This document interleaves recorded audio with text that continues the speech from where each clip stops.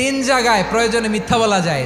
এক নাম্বার, আপনার ওয়াইফকে খুশি করার জন্য, সে একটু এরকম না বলে একটু কৌশল করে বললে খুশি হবে, ওটা বলা যায়। দুই নাম্বার, জীবন মরণের ব্যাপার, যান বাঁচানোর জন্য একটু কৌশল করে ঘুরিয়ে বললেন, এটা জায়েজ। তিন নাম্বার, দুইজন ঝগড়া লাগছে তাদেরকে মিলিয়ে দেওয়ার জন্য কৌশল করে একটু মিথ্যা বলা, ঘুরিয়ে বলা যায়। দুইজনের মধ্যে দেখলেন যে সম্পর্ক খারাপ, একজনরে বললেন, ভাই সে তো ওই দিন আপনার ব্যাপারে অনেক প্রশংসা। কি আমার ব্যাপারে প্রশংসা? কি বললো? এই বললো আপনি নাকি এই করছেন ওই করছেন, অনেক প্রশংসা। লোকটার মন খুশি হয়ে যাবে তার ব্যাপারে, ঠিক কিনা?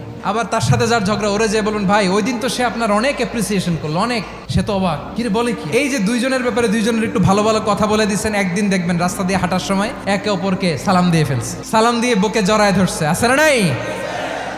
আবার মিলমিশ হয়ে গেছে। কিন্তু আমাদের স্বভাব হইলো, দুই প্রতিবেশী যদি একসাথে বসে একসাথে হাঁটে, দূর থেকে দেখলে আমাদের জলে, আছে না নাই?